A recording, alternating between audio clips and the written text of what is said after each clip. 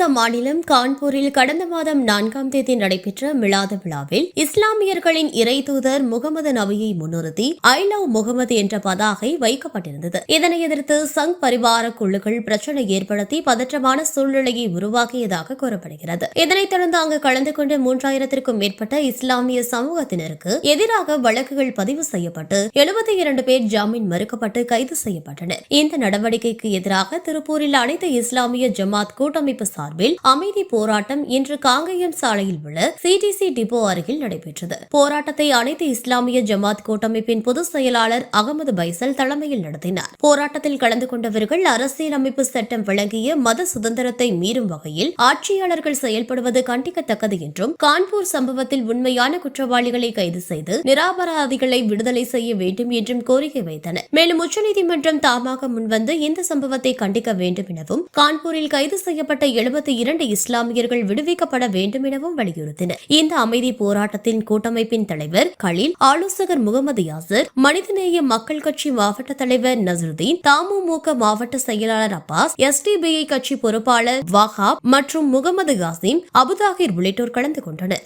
இந்திய திருநாட்டில் மீலாது நபி ஒவ்வொரு ஆண்டும் மிக விமர்சையாக அமைதியான முறையில் நடைபெற்று வருகிறது. கடந்த செப்டம்பர் மாதம் 4ஆம் தேதி உத்தரப்பிரதேச மாநிலம் கான்பூரில் நடைபெற்ற மீலாது ஊர்வலத்தை ஒட்டி நடந்த ஒரு லைட் போர்டு, அதாவது நான் முகமதுவை விரும்புகிறேன் அப்படின்னு சொல்லி எங்கள் உயிரினும் மேலான முகமது நபி ஸல்லல்லாஹு அலைஹி வஸல்லம் அவர்களுடைய பெயரை ஒரு லைட் போர்டில் பதாகையாக வச்சிருந்ததுக்காக பாசிச சங் பரிவார் கும்பல் அதை வைக்கக்கூடாதுன்னு சொல்லி தடுக்கிறாங்க. அதை ஒட்டி நடக்கிற மீலாது நபி ஊர்வலம் அமைதியான முறையில் நடந்துட்டு இருக்கும் போது அந்த ஊர்வலத்தில் இருக்கிற போஸ்டர்களை கிழிக்கிறது, கலவரத்தை உண்டாக்கும் விதமாக மத துவேஷ கோஷங்களை எழுப்பி இந்த மாரி ஒரு கேடுகட்ட செயலை ஈடுபட்டிருக்காங்க.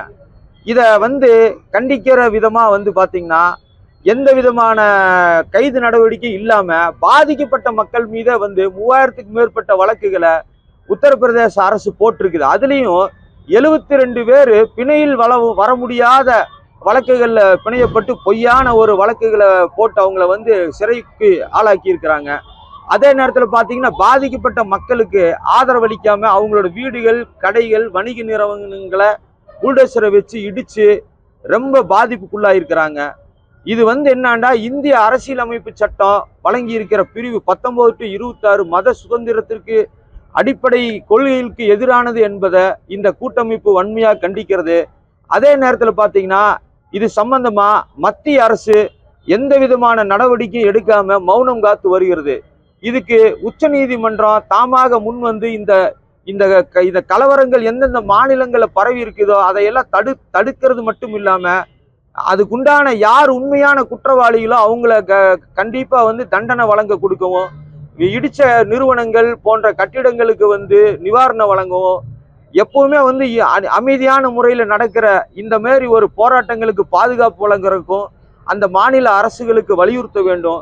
அதே நேரத்தில் பார்த்தீங்கன்னா எந்த விதமான எதிர்ப்பும் இதுவரை எந்த எதிர்கட்சியும் காட்டல. இஸ்லாமியர்களை ஓட்டு வங்கியா மட்டுமே பயன்படுத்தி கொண்டிருக்கிற இந்தியா கூட்டணி போன்ற எதிர்கட்சிகள் இதுக்கு கண்டனம் தெரிவித்து இதுக்கு சரியான தீர்வு கிடைக்கிறதுக்கு உண்டான முயற்சி எடுக்கணுங்கிறத திருப்பூர் அனைத்து இஸ்லாமிய ஜமாத் கூட்டமைப்பு கேட்டுக்கொள்கிறது. இதுவரை சொல்லல, இனிமேல் சொல்றதுக்கு வாய்ப்பு இருக்குது.